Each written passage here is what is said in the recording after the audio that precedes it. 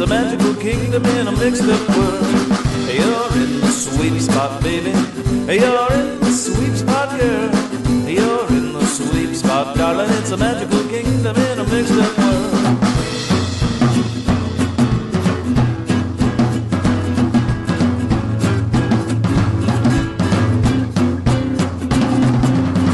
You're in the sweet spot, baby.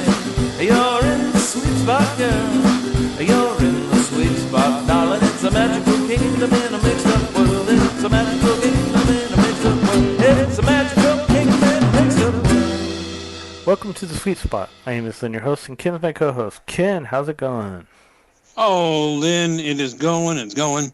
I'm so glad to be here, and I'm looking forward to this episode of the Sweet Spot podcast. Yes, it's episode 304. Whoa, my goodness. Oh, that's hard to believe. Yes. So Yes, it we're is. up to 304 episodes, and we are really excited for this show tonight. Ken and I are both former Disneyland Custodial cast members, and we were there combined from the year 1990 to 2007, and we have plenty of stories to tell that we kind of weave in to the podcast and into our two books, Cleaning the Kingdom. Yes. Which we have two separate books, but they're both titled Cleaning the Kingdom with two separate subtitles. You can check out all that information on our website, thesweetspot.com. You can get our books on Amazon, Kindle, the first book on Audible. The second book, we've had a couple of inquiries on that. The second book, people want to know when it will be out for the audio. We are still currently working on that, and my guess is maybe by the end of this year. We're for the first book, though, we're kind of sidetracked because the first book we're working on the Broadway musical. So it's taking up a little bit of our time. So. Yeah. So it's a little rough to do, but yeah. So check that out. We also have a Patreon where we do a bonus show once a month, and Ken and I really have a good time recording these shows. And if you want to hear these bonus shows, you have to join the Patreon, and you can give $5 or more a month, and it goes to help support the show and keep it running as things keep going up. And or if you want to get the bonus episode with an additional custodial tidbit at the end, extra few minutes or more. I think our last one went like 10 minutes more. You could give $7.49 or more, or round it up to 10, whatever you want. But we would truly appreciate that because I have some good ideas for the show once the parks open and stuff, and a little bit of extra would help us to create those things that I think you'll really enjoy.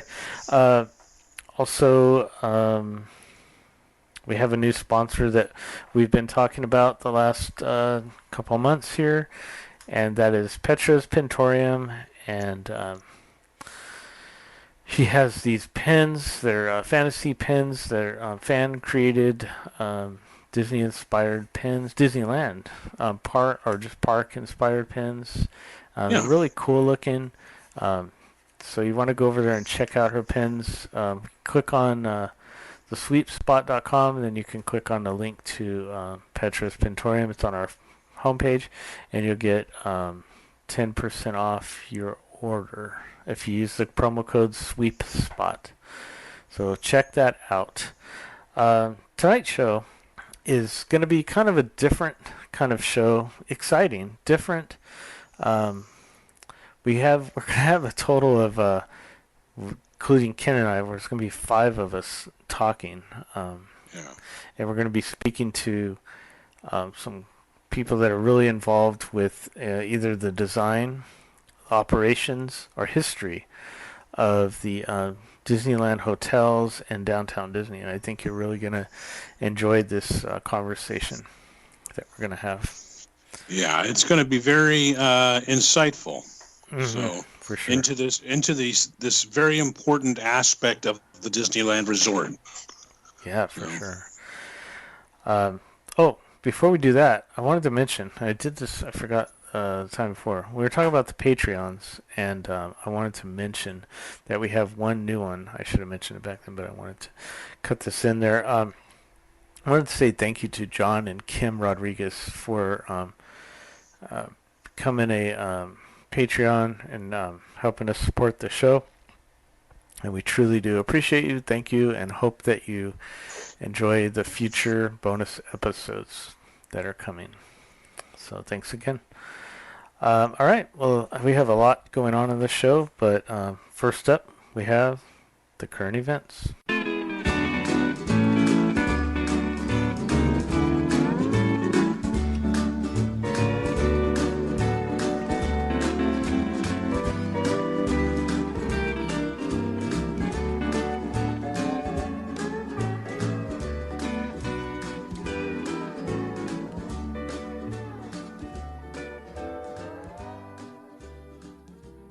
Now we're going to have the current events. Ken, what do you have for us? Any good news? Any bad news? What do you have? Well, Disneyland's reopened. The end. Goodbye. Good night. Yay. No. It's a little bit more complicated than that. We have late breaking news, Lynn. This just in to the Sweep Spot newsroom. Yes. Reports out of the Orange County Register from Brady McDonald. Disneyland, Universal, and other California theme parks can reopen April 1st. That's the headline. Can. It's a little, yes, can, but that's a little misleading.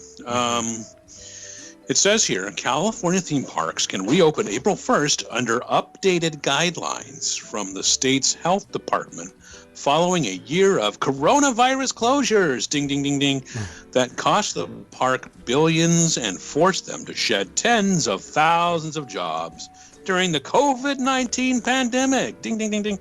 The new California theme park guidelines and opening date are part of a refresh of Governor Gavin Newsom's 4-tier blueprint for a safer economy. And I'm sure the changes have nothing to do with a recall effort. Let's see. Let's further down the article.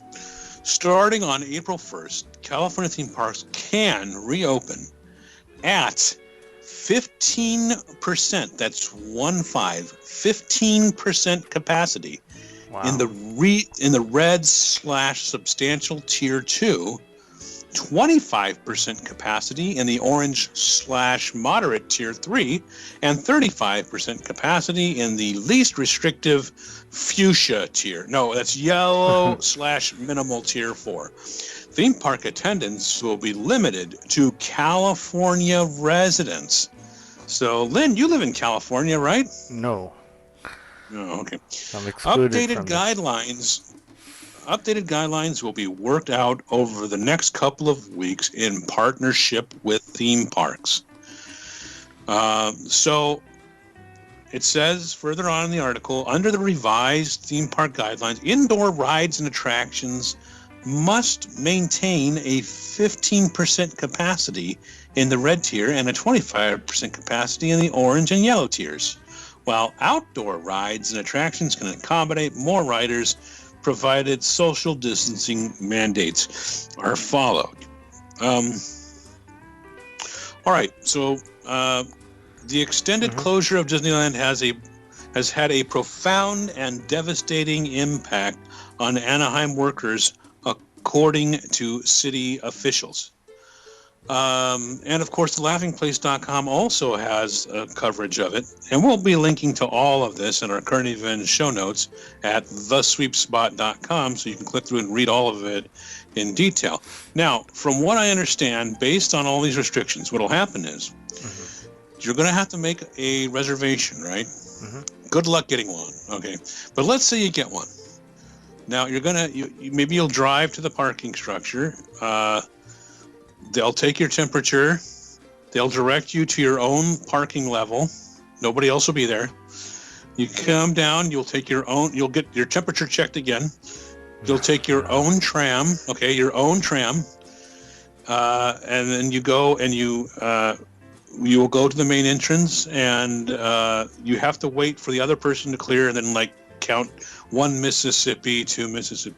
Now, I'm joking. That's not, but it might not be very far off from what's happening. So, well, let's talk about this for a minute. Well, more than a minute. So, yeah, they say the 15%. You and I know nothing about the park capacity. Well, we know some, but not anymore. But say it was, say it's 80,000, right? For a day, the maximum is going to be 80,000. Let's say that. Okay? Because you have had Galaxy's Edge now, they kind of gained a little ground from there. So say 80,000, and they're saying 15%, so 12,000, right? You and I both worked on a day where there was about 12,000, and that was probably a day when it was raining, and park's probably open 10 to 6. Right.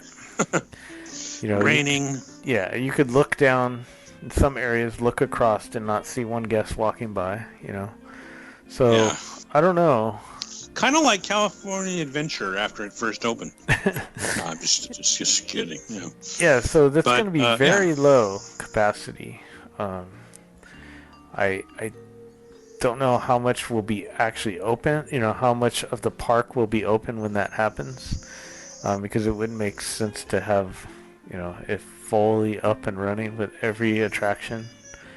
Obviously, the shows and stuff are probably not going to happen right away. As far as Fantasmic, World of Color, and that sort of thing.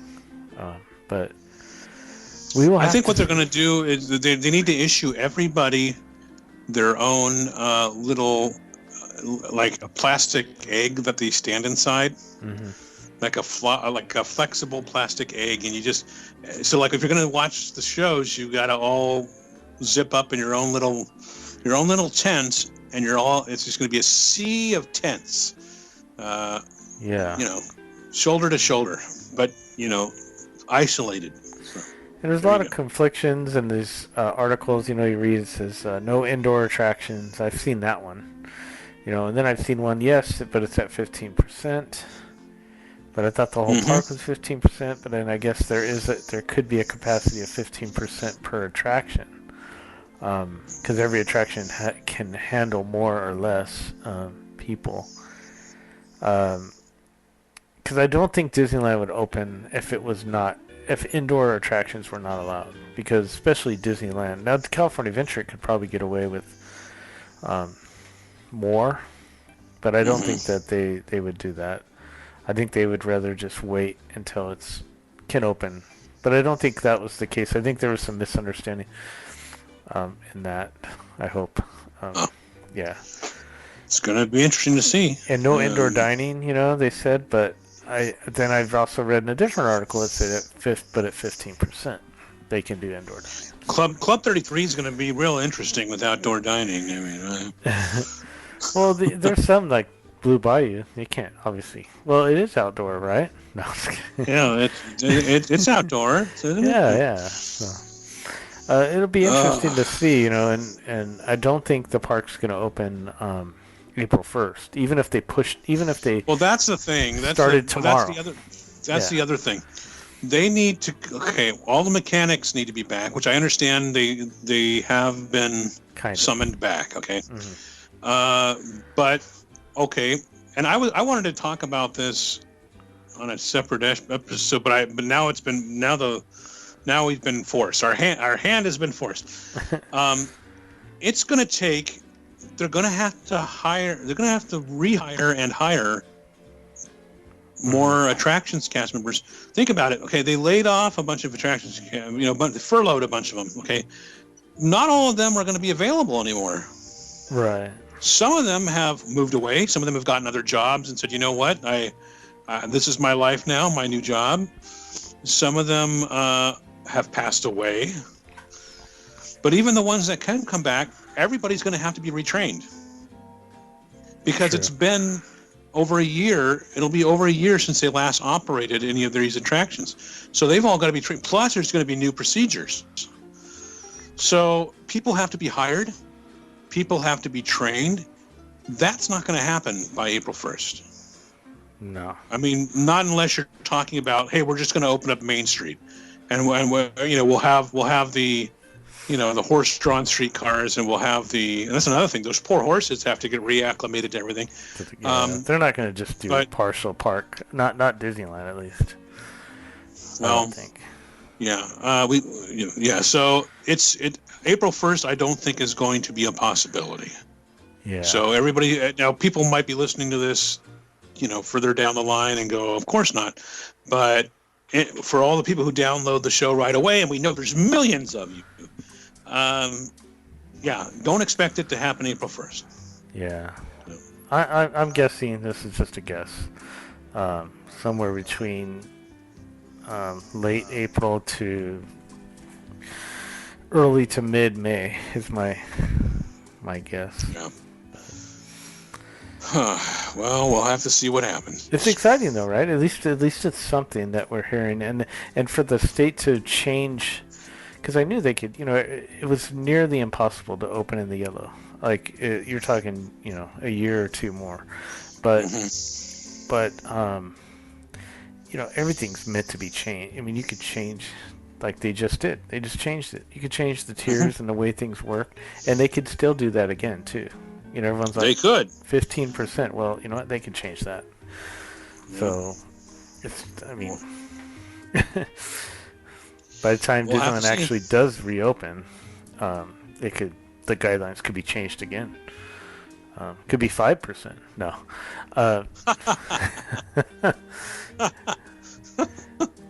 Yeah. I don't know. That'll include cast members too. So the cast member who loads you is going to have to unload you and and jump across the other side. Yeah. All right. So here's some other news, and this was much bigger news before this happened. Before the story we just talked about. Disneyland extends a Touch of Disney food event due to high demand. Mm-hmm. So the new food festival coming to Disney California Adventure has proven so popular that Disneyland has extended the event just a few hours after fans feverishly snapped up tickets as soon as they went on sale. Now, this was a March 4th article in the Register. A Touch of Disney will start on March 18th at Disney California Adventure and will now run through at least April 19th, with additional dates to be added on a rolling basis. The event, which was originally scheduled to run through April 5th, will run 5 days a week on Thursdays through Mondays from noon to 8 p.m. Now, this is basically... Well, I'll explain it more. Tickets for A Touch of Disney went on sale around 9 a.m. on Thursday, March 4th. And within minutes, the website was advising those in the virtual queue of wait times of more than an hour. By 9:30 a.m., the virtual queue had been paused and Disney was temporarily unable to sell more tickets, according to the website. Shortly after 10 a.m., the wait time returned to more than an hour. By 11:30 a.m., the wait time was still more than an hour for those who had entered the virtual queue at 9 a.m. By 1:30 p.m., most of the March dates for A Touch of Disney were sold out, except for a few weekdays. Most dates in April were still available, except a few weekend days. Now, this is people they pay money to go in and eat some food. That's what it is. And some people beforehand were saying, well, no one's going to do that. But people are so hungry, to get into the Disney parks and have that experience that's what they're doing. So It's cheap. It's cheaper than getting a flight out to Florida, I guess. Yeah. Well, sounds good. I don't think it's worth for like someone like me to come and just to, because I thought about doing it, and I thought, I don't know, like to come down there, find a hotel, just to eat and shop, which is good things to do, but 14 days of quarantine because you're an out of towner. No. Right. So we don't do that where I come from. We don't do that where we come from. So I don't know, but it sounds fun, and then it's interesting with this new opening. It also makes you think that, because the tickets I think were sold out to April 19th, so that kind of give you a clue. Is I don't think they'll be opening California Adventure with rides open during this Touch of Disney food event. So. Well, maybe they will not be officially open, but maybe if you act really nice, they'll slip you in quietly. Don't tell anybody, but you can eat your Dole Whip while sitting on California the Incredicoaster. Oh, maybe, yeah. It's kind of messy, but okay. Well, the Disney Parks blog, the official Disney Parks blog, had a foodie guide to a Touch of Disney at Disney California Adventure Park, opening March 18th. And they say in here that this foodie guide lists all the bites, sweet and savory, and refreshing sips at more than 25 locations, including 6 marketplaces themed for a Touch of Disney. In addition to all the great food and drink, you'll have a chance to see Disney characters, shop for the latest Disney merchandise, and pose at fun photo locations. Note it says see Disney characters, because if you try to get near them, Secret Service will tackle you. They might. So, well, here's an interesting article from the Register. Again, Brady McDonald. What you watch on Disney Plus will shape your Disneyland experience and vice versa. And this is from a presentation Bob Chapek had made. It said Disney has a simple 3-pronged goal in the post-pandemic world of in-home and out-of-home entertainment. Turn Disney Plus subscribers into theme park visitors, convert park fans into streaming bingers, and increase the guest satisfaction for the overlap. It makes sense. Disney hasn't unveiled the details of theme park streaming service synergy plan yet, but the opportunities seem endless. Someday soon, Disneyland annual pass holders who hop on the new Spider-Man Dark Ride in Avengers Campus may get early access to the latest Marvel film when they get home and turn on Disney Plus. Disney Vacation Club members who binge watch all of the Star Wars movies might find a surprise virtual queue boarding pass for Rise of the Resistance in Galaxy's Edge waiting for them the next time they visit Disneyland. Yeah, you know how there's Alexa and all of that, these virtual assistants. Disney needs to bring back their My Pal Mickey. It's a plush Mickey doll, and he just needs to interact with your Disney Plus, and you take him to the theme parks, and you just talk to him, and that's how they can customize everything. And because you can't just be the parks and Disney Plus. You need to rope the merchandise into this too. But we'll see. Disney would be smart to do things like that to kind of make the most of their information of their guests and viewers and things like that. But we'll see how that all pans out. Disneyland Legacy Pass holders get limited time offers at Downtown Disney through the month of March. And this is Laughing Place carried this. And they point out that Disneyland Resort has announced new Legacy Pass holder benefits from March 1st through March 31st at Downtown Disney. The Disneyland Resort has some limited time special offers. So they list a bunch of them. So you're going to want to click through to see that.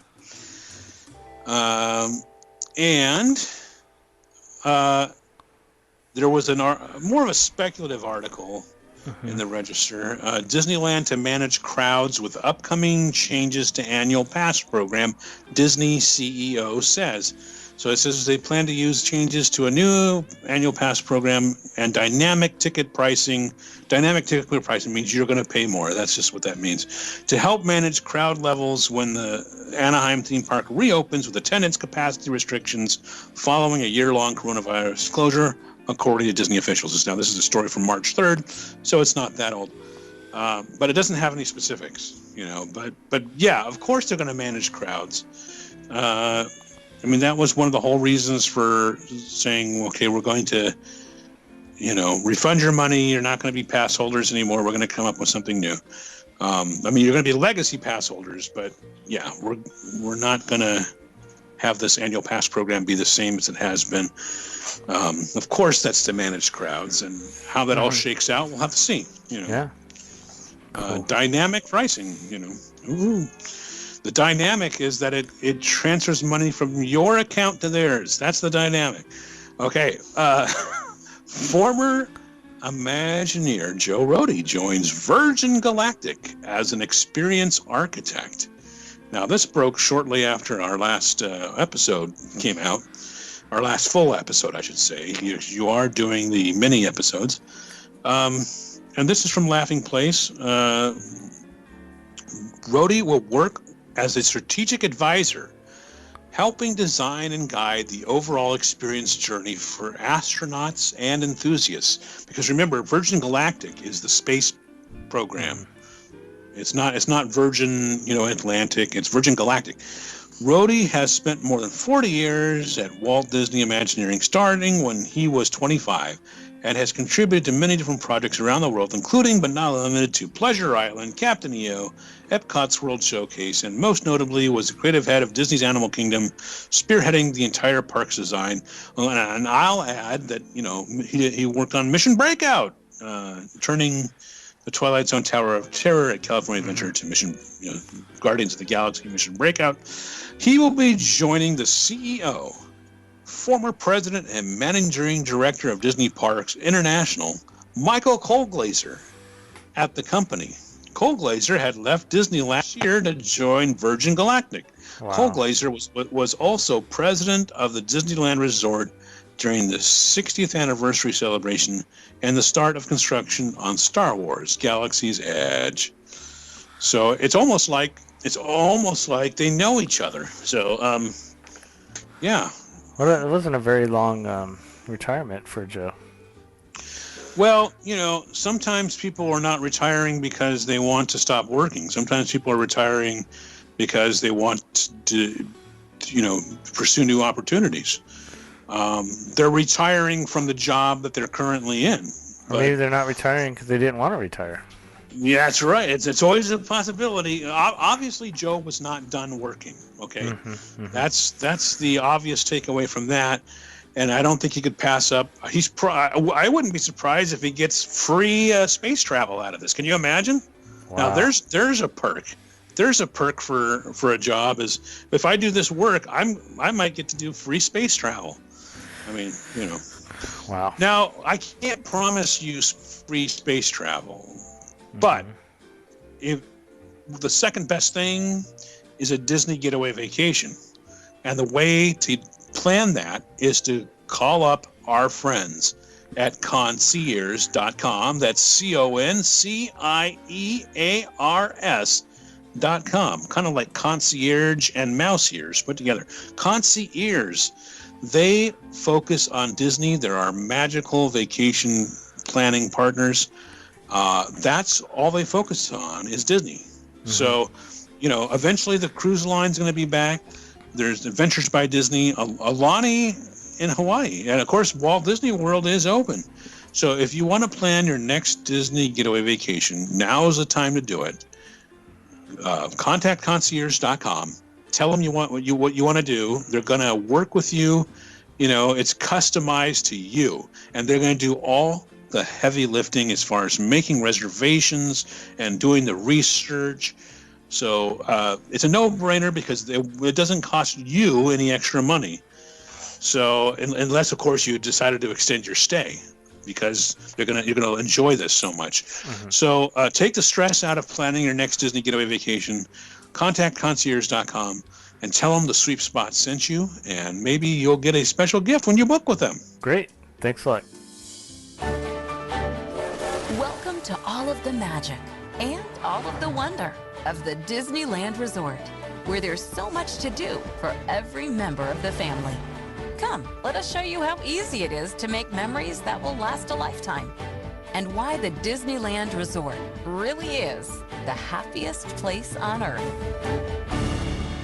Okay, up on our next segment of the show, we're really happy to have this next few guests with us. Tonight we have quite a few people, but I think you're going to really enjoy this conversation we're going to have.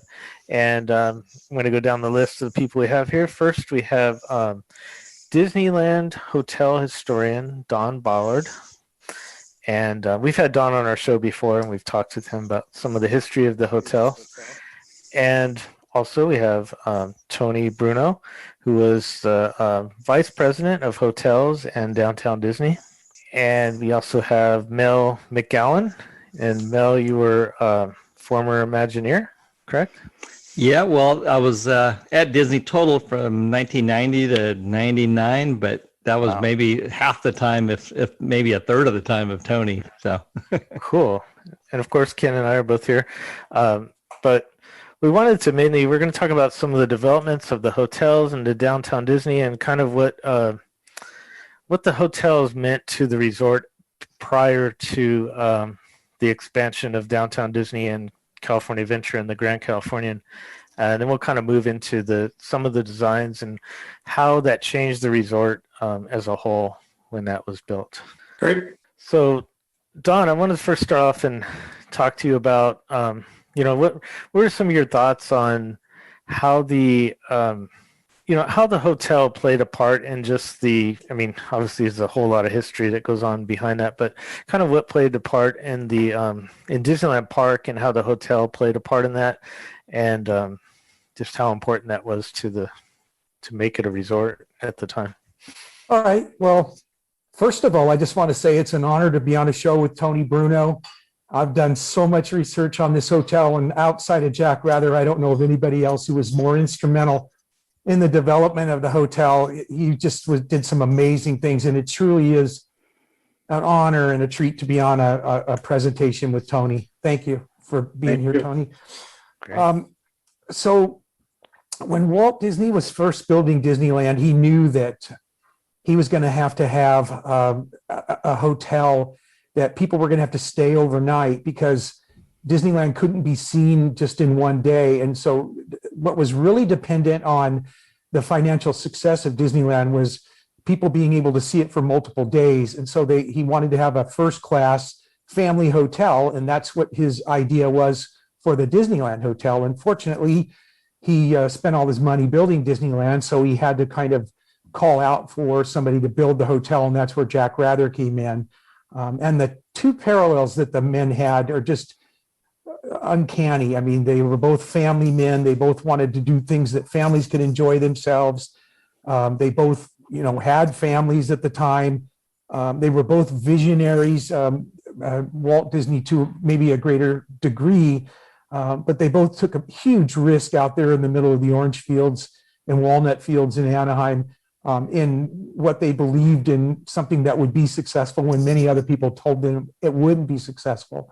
And Jack Rather always built to what Disney wanted. He always built, he always got their approval on things before he built, so that it would be up to their standards and it would be up to the quality of a Disney type product, even though, as some people aren't even aware, it wasn't owned by Disney until 1988.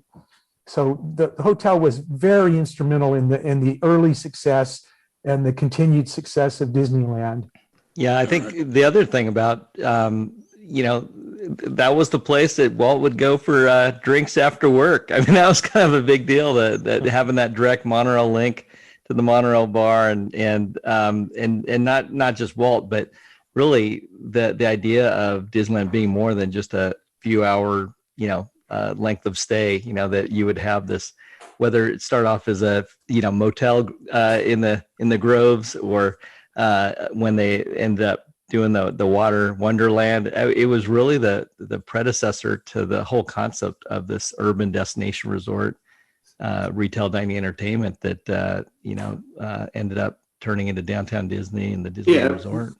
And this, Mel, and Don, but I think with the marina that used to be there, I mean, you think back at the giant game arcade that we had there. I think it was Atari at one point. The whole wharf area and the marina with all the boats out on it. It was, and a white sand beach in the middle of Anaheim. Well, Hawaiian luau's, torch lighting ceremonies, pedal boats. Seaports of the Pacific was a veritable themed mini land. I mean, it was a immersive themed experience environment, like a festival waterfront retail experience that was actually in some ways more themed than the elements of Downtown Disney. Well, and dancing waters. I mean, on a nightly basis, I remember the the big challenge we had when everybody wanted to get rid of it and everything. But it was getting upwards of 1,000 people a night coming from everywhere, because where else? I mean, that was the Bellagio fountains, much smaller scale, way before Bellagio was ever even thought of. And it was state of the art at that time. And what was it a precursor of that's at California Adventure or DCA now? World of Color, Right. So a lot of things that the hotel had were precursors of things to come that, that they would have at Disneyland. And Jack Rather, had these ideas of things, but he wanted people to not only have fun at Disneyland, but he wanted people to enjoy themselves, relax, and have fun at the hotel, so that it was a whole family experience. But they did it with synergy. They did it, in not so much as of a competing manner. They all got along. Well, they pretty much so got along, and one fed to the other. And so there was never really any, I have one story of one disagreement between Rather and Disney is when they went to put the Hotel Disneyland at the top of the first part of the Sierra Tower. They didn't want that to be seen from within inside Disneyland. That's the only disagreement I saw between Disney and Rather. And it was quickly resolved because they built New Orleans Square, and you couldn't see it after that. And they also floated a balloon so that you could see the height of that tower inside Disneyland. And it ended up not being such a big issue anyway. But that agreement between Rather and Disney was just, impeccable. It was so seamless and so great of a relationship. And I want to say, when I was a teenager, and my family would be visiting the park maybe once a week or whatever, in the late 80s, mid to late 80s, I would often hop on the monorail and go over to the hotel just to look around, maybe go to the arcade, just looking at some of the displays and artwork and stuff like that. And I'd hop on the monorail and head back, to get a teenager to leave Disneyland, and, to go explore what's over at the hotel. No, I wasn't meeting up I wasn't meeting anybody in a room there or anything. It was just for the sheer fun of walking around the hotel. And so that says something about the atmosphere there. Ken, I was like you, except I was a poor teenager who couldn't afford to get into the pearly gates of Disneyland. So what the Disneyland Hotel offered for us was, again, this relatively free zone of retail, dining, entertainment, hanging spots. So that was where we hung out, definitely before and after senior prom, the proms that were held at the convention center. That's where, it was good, cheap date. This was the prototype for places that, in the industry we call lifestyle retail centers or urban entertainment, RD&Es, before Universal City Walk, before Irvine Spectrum, before Downtown Disney. This was it. So it was a pretty big deal in the public realm of Southern California. Yeah, I'd agree. So it was kind of Downtown Disney before Downtown Disney then. It was, but not in the sense of quality. It was a little more hodgepodgey done over the years. So it wasn't master planned in a way. And there was some, as Mel and Don, in the back there by the fountains, we had that whole down below area that had all the waterfalls and things down in there. It was sort of piecemealed a little bit together, but nonetheless, there was so much things to do, and there was nothing else like it at night anywhere for families. Yeah. Again, this is before Vegas mega casino hotels, before the Hawaiian mega resorts. This was industry precedent setting stuff in terms of the destination. Again, even before the Opryland Hotel and the whole Gaylord model of having this kind of convention bubble. It really was a pretty unique industry precedent setting thing, in addition to just being a great place to hang. And a lot of great memories. So one of my greatest memories was my wife and I were down there, and we had been at Disneyland, and we just took the monorail back over, and we were sitting out in front of the shopping arcade there, and it was just this beautiful summer evening. The sun was just going down, and we were just sitting out there resting and relaxing, and all of a sudden the bellhops came up, which was a band that just strolled through there and played, and they said, "Hey, sir, we'll take your request." So we were sitting out there relaxing in this beautiful summer evening at the Disneyland Hotel just perfect weather. And we're singing Whale of a Tale from 20,000 Leagues Under the Sea, with the bellhops. And it was just like the perfect Disney evening. And it was free, it was just amazing. It's interesting because I kind of think of it, and I think of not just the Disneyland Hotel. I really think of when we were designing kind of the urban design and some of the renovations of what's now known as the Disneyland Resort and the Anaheim Resort. We had this kind of demarcation line that is now called Disneyland Drive. It used to be called West Street. West Street. And we called it the WOW project, the West of West project, which actually ends up, going all the way. What's now the Mickey and Friends Garage. Back in the day, it was a vacation land, an RV resort that was controlled by Rather, but it, ended up going all the way down to Catella, and that 120 plus acres. The Wonder Bowl. The Wonder Bowl, which was a great Googie bowling alley, by the way. But yeah, that whole property really served as kind of, again, the thing that made Disneyland Resort a resort before the official redo. But I think of kind of a 3-phase kind of situation where you had kind of the Rather days and development and constant expansions, ownership. There was the Disney acquisition of that, and that's a whole soap opera in and of itself. Holding the monorail hostage and negotiations and multiple attempts of regaining control. But that whole idea of trying to interject the Disney pixie dust and special sauce and magic onto an existing aging infrastructure was and operating with all these kind of inconsistent kind of facilities and really high guest expectations. And then finally, the opening, the construction and opening in 2001 of the renovated resort as we all kind of know it today. I was curious, Don and Tony, especially your take on that interim period, that Disney dose overlaid on the Rather infrastructure, what was lost, what was gained. I know that some pretty talented people worked on that, from a Disney legend, Hideo Amamiya, who Tony and I, just have a lot of love and respect for. Wing Chao. Yeah. He's a TV star now, Wing Chao. Yeah. Governor Chao. That's right. That's right. Well, he's also one of my personal design heroes and mentors. And another one of his buddies, Ron Izumita, who was another design mentor of mine, who went to Harvard Graduate School of Design with Wing and worked on the master plan and landscape architecture of the renewed or the interim hotel resort with the Neverland pool. But yeah, that I don't want to forget about that middle phase, because it was I don't know, Tony, it wasn't that short lived, from 87 to no. I mean, I got there. Decade, I got there in April 4th of 88. I literally was sitting for 6 weeks waiting for the papers to be signed. Wow. I was the first hire, hired by George Kalogridis. And Hideo got there probably 5 or 6 months later. Wow. And came in like a firestorm, as you can only imagine. You were probably out there greeting him.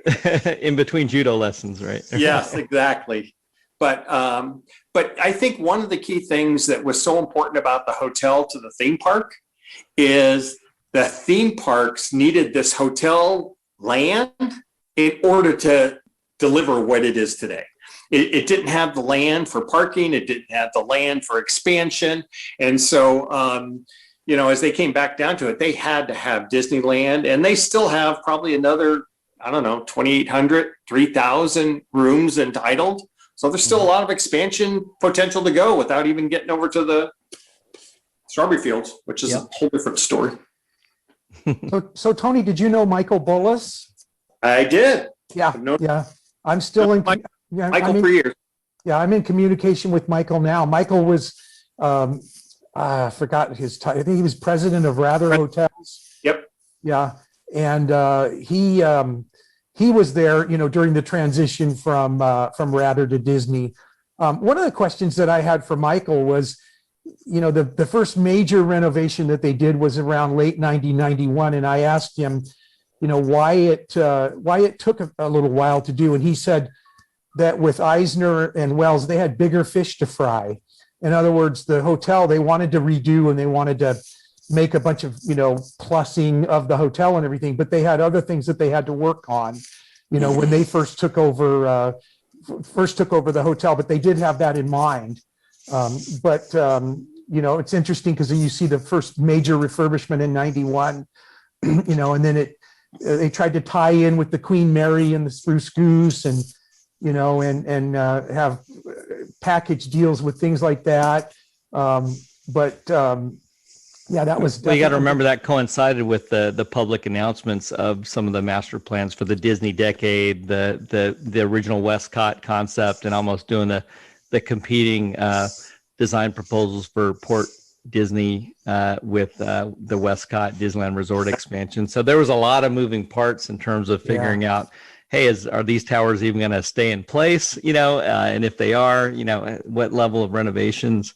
A lot of strategy behind the scenes of just new paint and wallpaper and flooring. And when you go back and look at the timing, in 88, I want to say Frank and Michael came in around 85, 86, probably, something in that range. Yeah. And they were busy focused on Paris, Walt Disney World, Disneyland. It was strategic and important to them. More so than anything, though, was getting the hotel back under their ownership and control, because they were getting some serious brand damage because of it at the time. Yeah, you got to remember there was a point there where the family had been kind of milking, that cash cow, and not quite keeping up with industry standard capital reinvestment. So you had ratted carpets. That's a whole nother show that I could talk about. Yeah. I remember, Tony, a bullet coming through the Jeffrey Lynn neighborhood through a guest bedroom window, lodging the drywall. So it was welcome to the happiest place on earth, man. It was getting kind of hairy there for a bit. Welcome to the happiest hotel on earth. Yeah, there was somebody that said, it doesn't matter who owns it, whose name is on it, Right. But you also have to keep in mind, Jack Rather developed cancer again in 1981 and was undergoing some real serious chemo and radiation treatments from 81 all the way till the time of his death.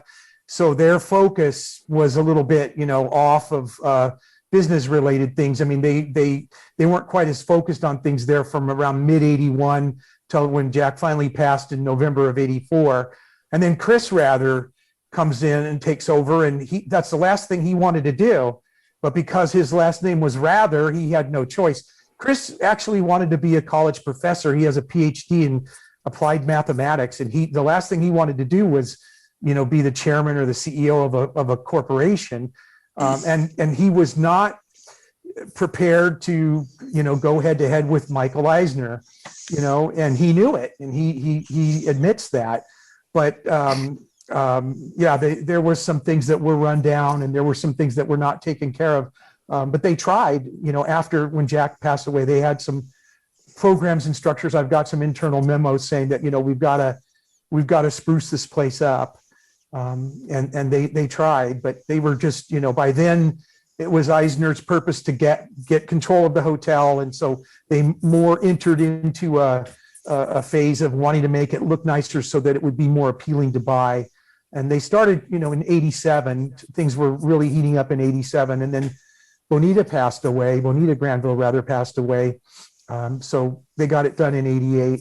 What was when the Emerald Hotel was built, what was the situation there? Was there a sense that they were building it to hope to eventually try to merge, or was it just straight out competition, or what was the deal? What was the impression with that? My recollection, I remember more when it was Pan Pacific than it was Emerald. They built the property, and the intent for them, I believe, was to try and be a 5-diamond hotel in this market. And so if you went in and looked at it, the rooms were big, all the space was oversized and abundant. But it wasn't the right thing for that market. It wasn't a family market hotel. It was more of a upper end business traveler type hotel. And they never really were able to make it succeed in the marketplace.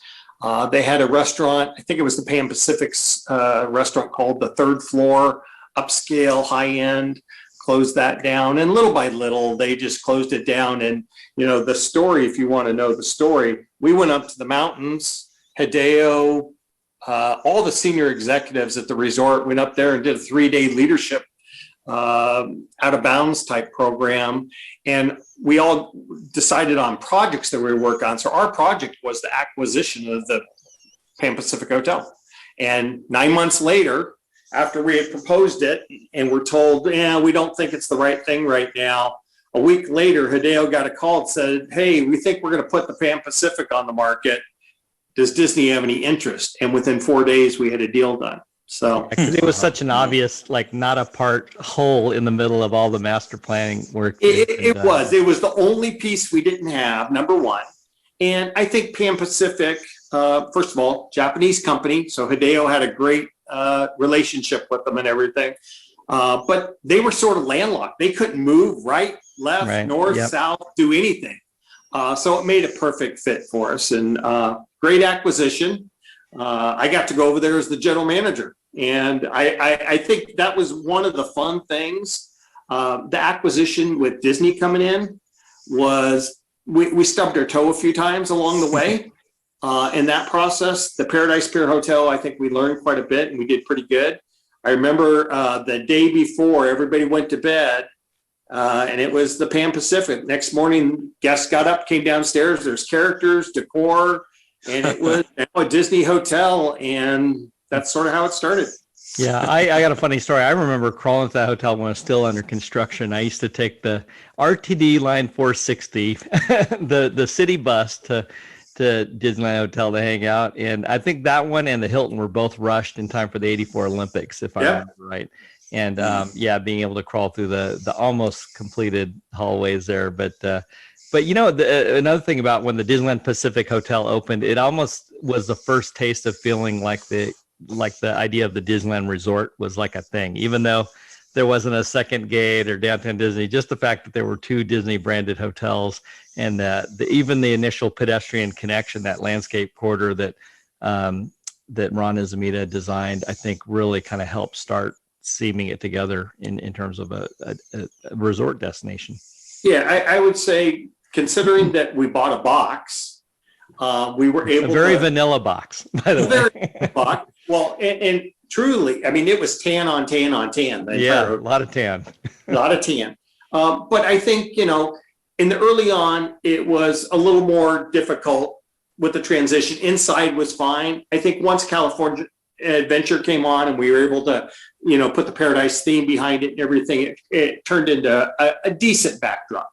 Well, Tim Delaney, we got to give him credit. I mean, the work he did to just do the facade enhancement and blend that in as a backdrop in skyline of downtown Disney. And again, the fortune of having rooms that are basically the only high rise in the world looking right into a Disney park. That was a practically an in-berm hotel without even trying. Well, that and the fact that you have character breakfast the day you open, and have the Disney characters there. And then you go even further and, you start adding in all the Disney benefits of early entry and all those different things. Well, however you negotiate that private gate for hotel guests, that was quite a coup. You remember that, huh? Yeah. Yeah, I got an interesting call. I still get calls to this day from Disneyland saying, "Hey, can you remember the story about this and why did we do it and when and why did it go?" And what were we thinking? And no, we agreed to staff that. Somebody called me last week or a week before about that very thing and needed to know history on it. So they're up to something. That's hilarious. So I have a trivia question. What was there before a high rise? What was the name of the motel there before the high rise? It was the Pan Pacific. I mean, when it was just a 20-unit motel on that property. I don't remember. It was. I wasn't there with them, so I don't know. It was the Wanderlust. Oh, the Wanderlust Motel. Yeah, it was on the property, and that was name. there. That was one of the first ones there from 1956. What a name! I love Yeah. it. Well, I think what's the little white snow roof property? Alpine, the Alpine, Or the Alpine, or the Heidi. Yeah, and the Heidi. Yeah. We still own it today. Yeah, yeah. That was bought in the early 60s and nobody knew. Yeah. Yeah. That's hilarious. And someday someone will think about renaming that the Frozen Hotel and charging $1,000 a night. Yeah. With virtual reality Elsa. Yep. Well, besides just the land, I think the key thing with the acquisition, Disney wanted to be able to build hotels with the Disney name, which, that was part of the key for getting the Disneyland Hotel. And the casual guest the casual guest doesn't know that out of the 3 hotels at the resort, the Grand Californian is the only one that Disney built from the ground up. Right. It clearly the flagship and done master plan, done from the ground up, fully designed, integrated, theme, costumes, and what a blessing. It was, just an amazing project and, full of challenges. But we worked through them and we're able to open successfully and plenty of stories to tell and just amazing thing. Yeah. And the nuances of that, I mean, it's one thing to do a Disney themed hotel ground up, but to do one that literally sits on top of a retail dining entertainment district on one side, on top of an active theme park on the other side, even more so than some of the gateway front of park hotels that Disney has in Tokyo and in Paris. That really was an urban design challenge to have subterranean parking, ground level retail, upper level lodging. In a way, it's ironic that the theme is a national park lodge because it's actually one of the most urban and urbane things that Disney Imagineering has ever touched, even more so than, the historic adaptive reuse on Times Square and the El Capitan Theater. Yeah. I mean, the hotel, I think that the thing about it that was so cool was the fact that sense of place that it created right when you walked in the door. We did not build, it's a luxury hotel in this market, but it really is more of a deluxe first class hotel with more luxury services, amenities and things. But the views and different positions of things and the ability to bring in truly the first celebrity chef or first true restaurant / chef for the resort with Napa Rose. That's really kicked off the food and beverage program for us with Andrew Sutton.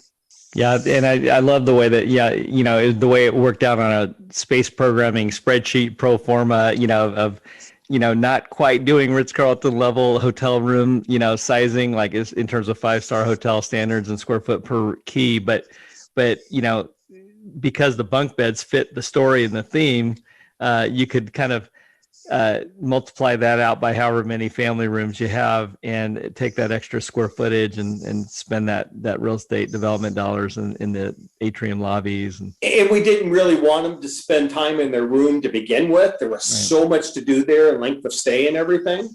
But that's why, fought for things like doing nightly turn down service. Take care of mom, take care of dad, take care of the kids, all with different elements. And the family's going to be happy. The advantage I see to Downtown Disney, the West Coast version, the East Coast version, which is no longer Downtown Disney, it was much larger, but that's a standalone thing.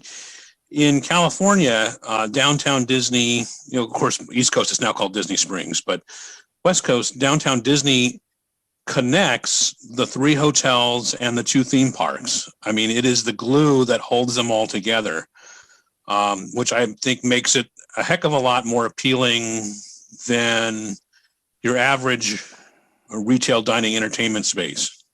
You're speaking my love language, Ken, because really, you're right. It really is this pedestrian spine, this glue that, takes all the different elements and helps, 1 + 1 = 3, and I think the earliest release public plans had more of a north-south spine, kind of from the garage to the hotel. And Tony had just approved me to start my graduate degree at Cal Poly. And I think one of my first assignments was looking at the layout of Downtown Disney and as a RD&E, even without the green light of doing a second park. And one of the first things I did was we have to connect this to Disneyland. I mean, that east-west axis was so key. I think my version had it angled up towards the rivers of America. So it was almost like the French Connection at Epcot, where you would have kind of a hotel rooms that were right above kind of a San Antonio Riverwalk, kind of a Venice Beach, California / Venice, Italy kind of feel. But that idea of that pedestrian connection where, Tony, how long would people, I remember when the monorail was down, people would sit at that hotel tram station and up to 45 minutes. They wouldn't even think of crossing that moat of black asphalt and cars, even though essentially it's a 10-minute walk. And nobody even thinks twice about, walking it today. Today it's a non-issue. It's right. For anybody, and there's still the monorail there. And it cracks me up how many people think we moved the monorail station. Oh, yeah. Yeah. It's funny. I can play with sense of place and perception. Ken, you asked about the things that went away. Monorail Cafe, all the restaurants, Oriental Gardens at one point. The travel. I have to say, in my scheme, I kept the bones of that monorail complex because of the historic nature of that great mid-century modern Art Deco Jetsonian. I think today it really almost would have qualified for historic preservation because you have architects like William Pereira involved. You have Charles Luckman. These are noted mid-century modern Jetsonian architects, and there was a lot of infrastructure, a lot of square footage that the hotel gave up in terms of retail. Sure, it was obviously replaced with World of Disney and Downtown Disney, but for all that to be replaced with a lot of Xeriscape, it was kind of shocking. Well, I think as you compare Downtown Disney today versus Florida and things like that, what the Imagineers, I think, did a phenomenal job was the sense of place. Because while it's, I think, 1,800 feet is what we counted from Disneyland linear Hotel. feet, which is about a time and a half of a normal block, anchor to anchor mall. Nobody ever thinks about doing a mall that long. And truthfully, longer than what we would have done historically in Orlando from a walking perspective. But they have humidity, which we didn't. So that part worked out fine. But I think also the way that they made everything meandering and circular, so you weren't looking down and go, oh my God, how far do I have to go? It all had that sense of place, the lighting, the music. We really worked hard on the cart program. We had great tenants, but the cart program and bringing in atmosphere entertainment to create that sense of place. And I think that's what helped to make it truly a length of stay resort when you had the two theme parks and when it got busy out there, they could go into Downtown Disney and bounce back and forth very easily. And the carts especially help, crossing that bridge over Disneyland Drive. I was really concerned that would feel like this perceptual barrier, but, can't tell you how many people, will cross over, don't even realize they've just crossed over basically a divided highway. Exactly. And one cart in Downtown Disney, if you went out to a typical mall, is the equivalent of one small store at a typical mall. One of our carts would produce that kind of business. There's just so much foot traffic. You had back in the day 10 million people going through there on an annual basis. Wow. It is the design you mentioned, the undulating design, so that you aren't just staring down a giant boulevard and thinking, oh, I've got a long way to go. That is very clever. Gives it more of almost an organic feel, and of course the design is meant to evoke that with leaves and things of that nature. Yeah, Ken, our working title was Vine Street. I got to say, some of the key urban designers with Timur Galen and Martha Schwartz is a landscape architect, it was designed to kind of accentuate what we were doing with the Anaheim Resort Garden District. So the idea is that you fertilize it with more and more pixie dust / dollars per square foot. And that's the reason for that vine motif and pattern, because what it does is it takes the focus off the architecture and it focuses on the spaces between the buildings. So that really that would allow the tenants to do whatever they wanted, whether it's a Baltimore Fieldhouse for ESPN Zone, Mayan temple for Rainforest, or Art Deco theater for AMC. But the landscape and the hardscape, the area development is what we call it. That's what really the focus was, that wove all that together. And you notice that the closer you get to Disneyland, it takes a little bit more of a kind of almost a Alice in Wonderland kind of fantastical garden feel. There's kind of different zones, kind of the arts and crafts zone adjacent to the Grand California, and almost like an Art Nouveau, Art Deco zone. But yeah, definitely some quality stuff. And some of that stuff was due to get renovated sooner rather than later. But of course, this thing called COVID and politicking with the city happened to kind of put some of that on pause. But. Well, and your north-south comment about downtown Disney, before I left, design was done for the expansion of downtown Disney to go north-south. Right. Along with the other tower, not the one that got canceled. Ours was in a different spot because we didn't get rid of ESPN or Rainforest. That was sort of the connection point right there. And then that's the sort of how the street turned and went up. And yeah, we had the vacation club units, a couple hundred, and another 150, 200 hotel rooms. Yeah. I mean, in real estate terms, the market only supports so many square feet, and all that stuff is living tissue, and it really becomes a bridge. So you want to kind of have that active bridge all the way to the garage. And, I mean, as nice as that pedestrian bridge that pedestrian connection that they've, just added from the new garage expansion, it's nothing like a continuation of downtown Disney. Yeah.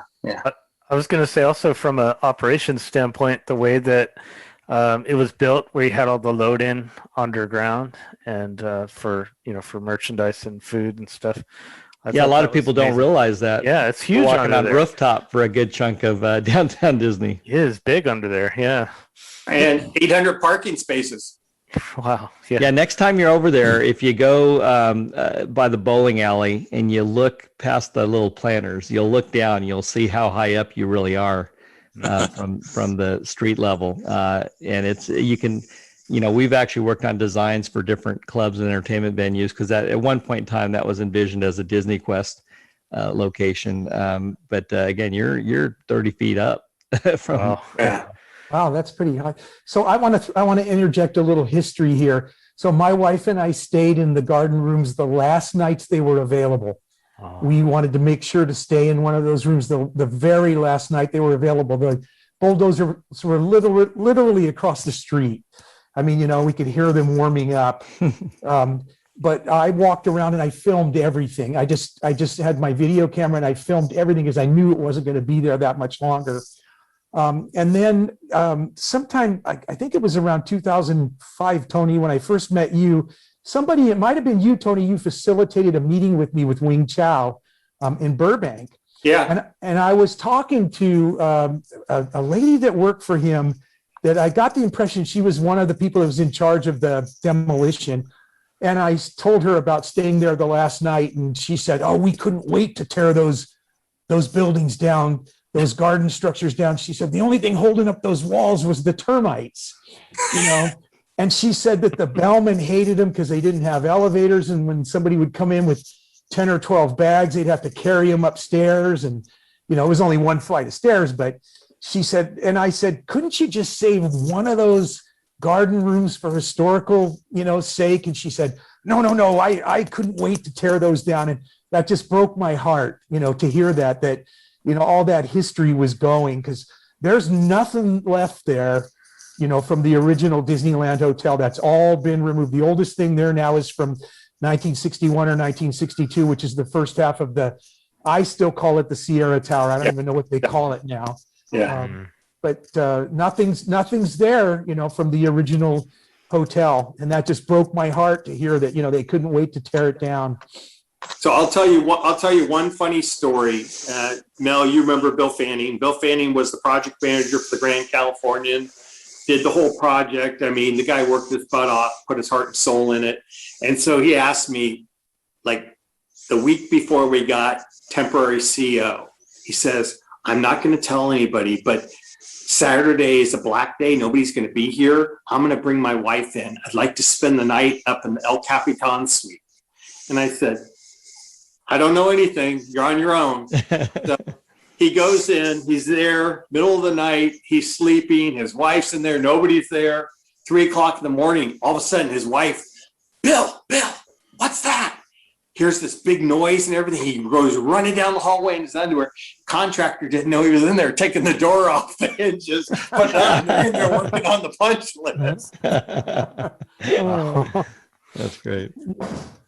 I still think they could erect an old 2-story garden structure in there, for people to reminisce from their honeymoons, and that thing would sell out every night. And there's space for it there in that kind of garden area, that landscaped area in between, downtown Disney. And I even sent a proposal, and I got a thing back saying you're not allowed to send unsolicited. I've gotten a few of those over the years. Yeah, but I think it would be a great idea, because you don't know how many people write to me and say, God, what I wouldn't give to just stay in one of those garden rooms. They could retro it to the 50s, and people would absolutely love that. Well, you nailed something. That whole mid-century modern revival is such a big deal. Yeah, but they could. It's almost like we went with all the themed rooms and big themed suites and all those things. You could go back and bring in some retro back to the day and tell the whole story, because I don't know if it's still there today. I haven't been over there for a while, but the sort of wall of fame, the history wall with all the black and whites, and really a lot of the pictures that come out of your book and everything, Don. I think that was something that everybody would come and talk and show their kids and grandkids and everything. When I came your age, this is who was here, and blah blah blah, and it was a good feel. Yeah, that wall, the walls that are there now, the 3 panels that they have there now, they had us down, and I helped with all the photographs for that are on there now with the founders, and then the exposed beams or the girders that they used to have in there and everything. And that is pretty popular. I mean, I see people going up and looking at that all the time. People, want to harken back. They want to remember back to fun times, especially now with COVID and everything. They want to remember fun times. And I get so many people that write to me and say, I spent my honeymoon there in 1965, or, and I wish they had those rooms back, I think it would be a great idea if they did it, but I really don't know if they would. But I don't work there anymore, so not mine. but the mid-century modern is in, and and for a taste of what it could look, taste, feel like, the Cabana Bay, resort at Universal in Orlando. I mean, they nailed that almost old Disneyland Hotel kind of feel, combined with a little bit of Miami Beach, Fontainebleau. Yeah. I mean, just. It really brings you back to that kind of feel. Don, I wanted to ask you a question. Where was those garden rooms you were speaking of? Is it the parking lot that's on the backside of the old AMC? Is that like where? Yep. Yeah, yes. Right in that general area right there. The pool was in that area right there, and then that shopping arcade and the restaurants, the Monorail Cafe, and all of the shopping things there. And then there was a thing called the Plaza Building that was roughly where ESPN Zone is, in that general area now. There was an overlay before showed where everything was. I even tell people when I walk through there, sometimes I'll say, if you walk right over here, you can still smell chlorine, because that's where the Sierra pool was. I will say, Tony, one of the things that you brought back in, I mean, Trader Sam's, I'm wearing my Trader Sam's shirt right now, but the whole idea of not only bringing Imagineering art into the public spaces for the largest public exposition of kind of the Imagineering artwork, and but that idea of capturing that retro mid-century era of Disney in the 50s and 60s, and specifically in California, almost being meta, self-referential postmodern irony about that was just brilliant stuff, and definitely one of my favorite local watering holes. Well, it was hard, because the Disneyland Hotel is where it all began, but it was such a challenge getting it fixed, number one, just to make plumbing work and electrical work and things of that sort. But then it's just such a massive undertaking, because it wasn't just paint and powder and the pretty stuff. it was infrastructure, it was everything. So that whole, you remember taking that whole marina coming out and the smell and the sludge and taking out that entire center marina and all the food and beverage and the Papieti Beach and other pools and everything. But that's what it took to get progress. And I think I would say today, history is phenomenal, but the storytelling of that hotel harks back to the older days. It has some themes of it, mid-century and things of that sort. It still is relevant, and it's a great product. It's just, it's sort of stuck in time. Yeah, my kids love the e-ticket sliding through Monorail Red, and and a lot of people don't realize. Yeah, I do too. And a lot of people don't realize that Trader Sam's, that's part of the old Shipyard Inn kind of wharf, bar kind of. Shipyard Inn and the wine cellar. Yeah. Yep. Yeah. Good bones. Good night. 70s vintage but bones. that little tiki bar, 40 seats, and if that inside, and just. That's the way you want it. It's an experience. So I heard too that from somebody, I got to know the architect after Pereira and Luckman, Alfred Nicholson. It was Weber and Nicholson. And he told me the story of a manager coming to him one time where they had a convention or a gathering of cheerleaders. And he said every morning those cheerleaders would plug in a blow dryer and the whole circuits would just blow. From 500 cheerleaders running their hair dryers at once, because of the could not have more than one hair dryer per room. Yeah, plugged in at a time. yeah, and he said it was a mess. So I think this past year we've really seen downtown Disney has been pretty important. I mean, it's been the part of the resort that's actually been open somewhat for most of the last year. Yeah, I think that,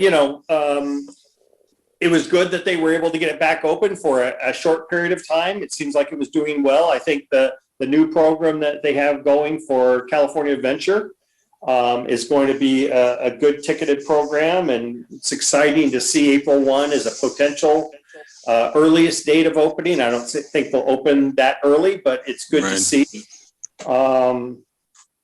So yeah, it's there are people psychologically that kind of need their Disney fix, I mean, it's something as a designer of physical spaces, I think there's a level of psychological, as far as Maslow's hierarchy of needs, there is this need that we have as humans for physical connections in physical space. There's only so much virtual connection you can do that is kind of a placebo for really gathering in real space and looking each other in the eye and making memories. And it is different going to a downtown Disney or a Disney type area because you're going there with a sense of expectation for quality and experience and sense of place and everything else. And I think that's what makes it so much fun. So Mel, I got something for you too. Where the marina was, and Tony, some of the original plans they had for that space, they wanted to put a mini golf course in there. They wanted to move it from across the street to in that marina area. That was one of the concepts that Rather was looking at instead of a marina, but they were going to have a pitch and putt mini golf course there. And they were also going to have a monorail station over adjacent to the Marina Tower. I don't know what they call it now, but the registration area. They were going to have a monorail station that went from there into the main spike route of the monorail. So that's some things that they were looking at doing as well. Yeah, and again, even those Rather plans, post or pre-sale, they had hired another design hero of mine, John Jurdy, to do a plan that was nicknamed Urbanopolis for, kind of like almost a mini Westcott retail, dining, entertainment, multiple hotels, to just really explore if you really densified that land holding, what could it look like? So, boy, that's a whole other podcast episode, all the plans that you think of all the things that we worked on over the years. Tom Sawyer's Island, I can't tell you if I did 1 or 2 hotel concepts for the island, We're Star Wars man, Galaxy's Edge. Did a hotel concept for Club 33. And, the biggest challenge there was how are you going to deal with the scale of Club 33 and the windows are down at your feet up on the second floor. And how do you know what I'm saying? It was just very interesting and challenging, but a lot of great concepts and ideas that we came up with. So, yeah, just that idea of letting people fall asleep, go into REM sleep, wake up in the magic, it's sort of like the Dream Suite. Yeah. Which we and the Grand Californian. Well, yeah, and the Grand Californian, but the Mickey Mouse penthouse. I mean, we got so many unbelievable products. Very fortunate. Lynn, you got anything? Well, I'm just enjoying this conversation. I know. This is like this is an unusual episode where we just kind of get to hear these guys talk about this stuff. Oh, that's great. Yeah, no, I mean, at this point, I wouldn't be surprised if Disney decides to turn parts of Disneyland Park into hotel rooms, at this point, and say, you know what, rather than spending all this money on new attractions, let's just convert this to lodging. Well, you're not that far. They're going to have to get approval from the governor on capacity of higher than 15% for us to be able to do anything like that. No kidding. Well, you're not that far off though, Ken. I mean, one of our my senior creative partners here at Storyland Studios, Jason Sorrell, he was a senior creative director for Universal's Epic Universe, kind of the newest $6 billion plus park that just got turned back on yesterday, which is cool. Good news for a lot of Universal creative and construction folks. But their anchor castle, their weenie, if you will, is a hotel.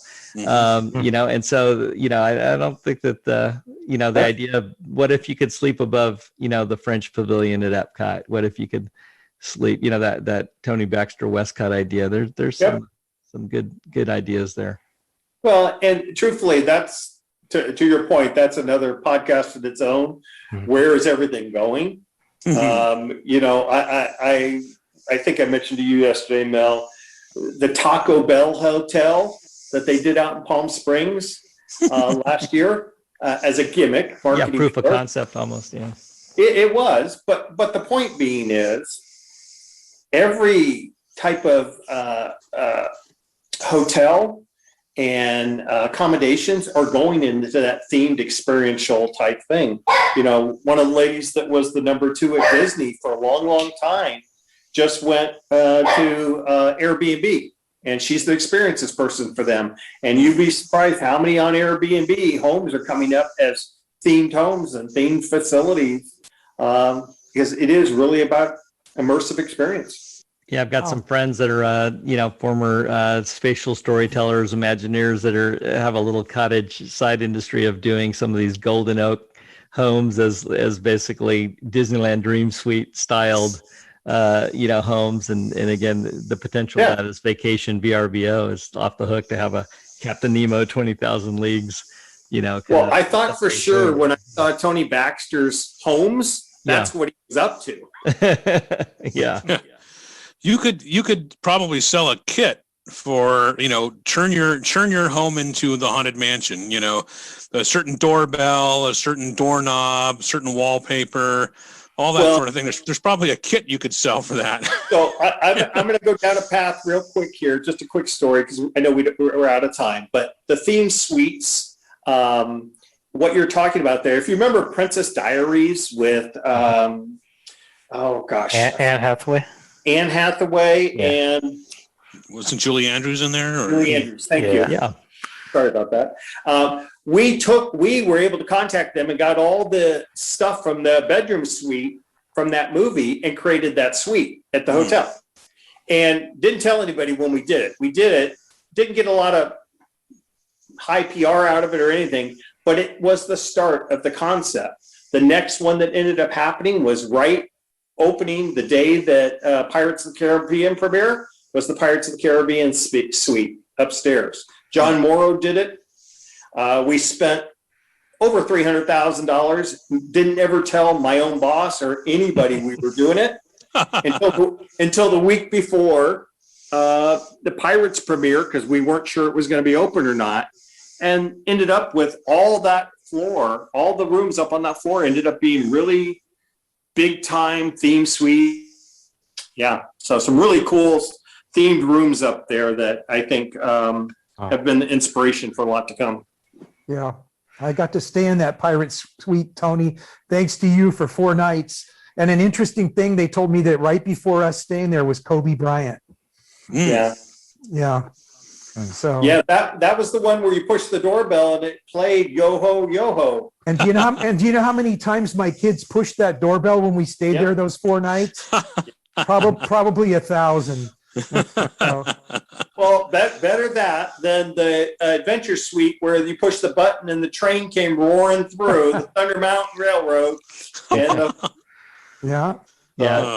I've got to say, Tony, Hideo, Jack Rather, there's been a history, a legacy of leadership and stewardship over that hotel and those properties of people that go well above and beyond any kind of box you would ever put them in as either an operator or a businessman, because these guys are true Imagineers at heart. And again, that's one of the things that I think Hideo taught both Tony and I, it's like, heck yeah, why wouldn't I, speak into the creative side? I mean, Hideo was one of the highest ranking Japanese Asian American executives or Asian executives within the Walt Disney Company, helped open up the Polynesian Hotel. His window's on Main Street, by the way. He helped negotiate the deal with Orion Land Company that ended up creating, Tokyo Disneyland and Disney Sea. And he was the one who did the strawberry field negotiation. Yeah. I mean, I remember to this day when the father came in his green outfit from being out in the fields, all muddy and everything, with the daughter and the son to sit down with Hideo and Frank to negotiate the sale of the strawberry field. Wow. Lots and lots of history, and we were very blessed that we had great leaders that thrives on creativity. I did have one question before we go. I know we're running out of time, but I wanted to ask Tony, what kind of thinking went into like what stores would be in downtown Disney, and was there already some, like, of course, like a World of Disney was probably planned from day one, but do you know anything about that and how they picked which stores and how that all came together? Yeah, I can tell you a little bit. I can tell you a little bit more about the changes. I took over downtown Disney, probably 2002, 2003. Right. So a couple things I would say. I'd say the initial palette of tenants and everything were good. They continually, what we really aimed for was to create a sense of place, but create a sense of place with brands and products that you weren't going to find at any other mall. One of the things that you would continually find over and over again, you'd get hot concepts and everybody would put them into their mall, and all of a sudden it just became the same as every place else. So what we wanted, we weren't doing it more for the guests locally, but more for folks coming to town, that they would come in and, Tortilla Joe's. Okay, Mexican food. Yeah. But it's unique. It's probably no different than the Mexican food down the road, but they've created a persona for it. And I think right down the line there, where we really started to make changes was when we started to go in and we started to have tenants move out because they weren't performing and we had to ask them to leave. And we started to go in and creating our own product. We started going down the Disney path on Disney product. You think about all those shops down there, the On Trend shop, the art shop, the art studio.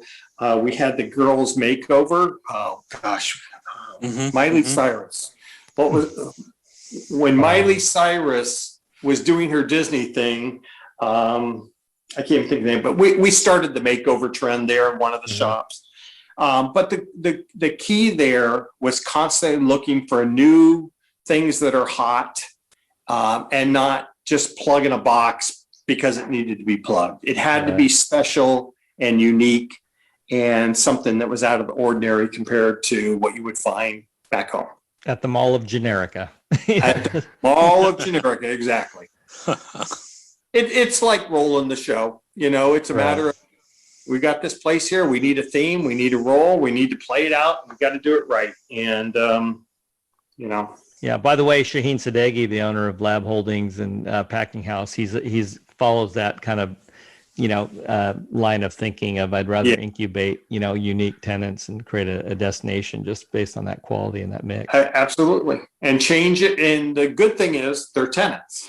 So things change. You can change out a tenant. You can bring in new product and keep it fresh and relevant. And that's really what's important. Yeah, it was always really effective too, of never being, another block of orange, like teen hangout spot. Like, you'll notice the suspicious lack of cheap fast food. There's no food court, there's no, Taco Bell. It's not, it's even really distinct from Universal City Walk. It's just intentionally a different feel, and the food and beverage helps with that audience mix because you can't hang out and a little bit of security. Yeah, and a little bit of security. Just a little. Little.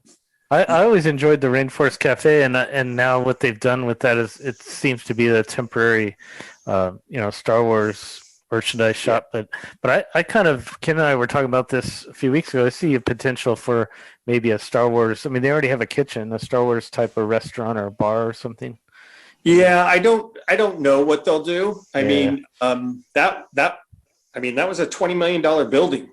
Yeah, and the Rainforest Cafe back in my day was the #1 revenue restaurant at the resort. Mm-hmm. And so cutting out all that, ESPN was starting to slip. But, the movie theaters and things like that, not too hot. But Rainforest Cafe was a tough one. And, it's unfortunate because it works so good with the family market.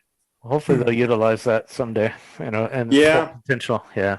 Well, So I think we'll see him coming back. Mm-hmm. Yeah. So I just wanted to touch on one thing before I forget, something that Mel brought up before about Jack Rather. That hotel, the Disneyland Hotel, and Jack Rather was involved in multiple business endeavors. That by far, the Disneyland Hotel by far was his passion, his favorite. He loved that. Chris's son, Chris Rather, told me many times that was his passion, the Disneyland Hotel. He loved that more than any of his other business ventures, and he had quite a few, but that hotel was very special to him, and he wanted to keep it, top notch while he could. And so it was very important to him. Yeah, I think that's evidenced by how things were named after, people he loved. Yeah. The Bonita Tower, Granville's, the Bonita Tower, that sort of thing. And there was magic, taking the monorail over, riding that elevator up to the top of the park lounge, watching the fireworks. I mean, those are, things that aren't even today. You just can't repeat that. Yeah. So the last thing I'll tell you guys, I had access to a Rather family storage vault in Hollywood that Chris told me about. And I just recently found more footage of Disneyland's opening day, and that was filmed by Jack Rather. And this one has the buses arriving on July 17th, 1955, with the celebrities in them. And you see them exiting the buses because they sent out special buses for celebrities. And you can see like Fess Parker and Buddy Ebsen getting off the bus and with their suitcases, probably with their buckskins in the suitcases. And Eddie Fisher and Debbie Reynolds and Don DeFore and several other people. And then it walks around inside Disneyland on opening day, the press review on opening day, and it's in beautifully preserved Kodak color. So now that's my third piece of film I have that Jack Rather filmed on opening day. Wow. Well, I think we could probably keep going for hours on all this, but I want to say I really appreciate everyone's time, and we've talked with Don before, and I'd love to always talk with Don, but maybe we'll get a chance to talk with Mel and Tony individually on a separate episode in the future. Be great. Sounds good. Yeah, absolutely. Okay, well, that concludes episode 304 of the Sweep Spot podcast. Wow. That's a lot of that was great. It's such an important part of the resort, the hotel situation with Downtown Disney. Mm-hmm. And there's not as much information about the hotels out there as, of course, as there are for certain aspects of the park. And so it's great getting to hear from those guys and getting all that insight. Oh, yeah. I hope the listeners liked it as much as I did. Yeah, it was a lot of fun. I mean, I was just sitting back, pretty quiet, but I was listening. I was like, wow, like this is kind of over my head a little bit. I mean, these guys know a lot about kind of some different terminology and things, but I did enjoy it, and I think the listeners, I think you guys, hopefully you enjoyed that. I think you did. Well, thanks to everyone, for them coming on. That was really cool. We'll have to have, like I was saying at the end, we'll have to have a few of them on separately, just to kind of dig into their career and talk a little bit about them individually. But anyhow, few things before we leave. Don't leave yet. I told you we're going to start reading our reviews that we get on Apple Podcast app or iTunes or whatever. And I wanted to read, we have a new one from Devin S. O'Neill, and it's titled Amazing Show, 5 stars. February 24th, 2021. It says, I listen to a handful of Disney-related podcasts, and this is by far my favorite. Ken and Lynn provide a unique insight into the world of Disney parks and history that only they could give their background in Disneyland Custodial. I, too, am a Disney cast member in the media/streaming side of things, and learn more about what is going on at the parks from this show than I do from working for Disney. You can't go wrong with this show. Come for the stories and stay for Ken's stand-up comedy. Checks in the mail. There we go. Thanks for putting out a great show, guys. Oh, well, thank you so much. I'll have to compensate you for that great review. Yeah. No, it's nice. It's nice when somebody appreciates my comedy. I mean, it's rare, but it's rare. It's great when somebody appreciates the show. So it's great to get that review, and thank you very much. Yeah, thanks a lot. Well, thank you guys for listening. We appreciate it, and just spread the word. Go back and listen to some of our old episodes. I was looking at some of the downloads. I look at it, you can see all the numbers for different shows, and there's a lot of shows that I thought were amazing in our early days that had some amazing guests on that don't have as many high downloads as the more recent shows. So I just go back and check out who some of the guests were in some of the older shows. Maybe the quality's not as good, or our interview style maybe wasn't as good then, but still not that great. But no, just kidding.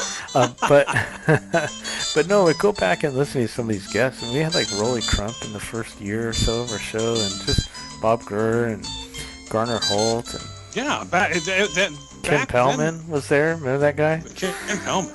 Yeah. Back then, those guys were young men. Back then, 10 years ago.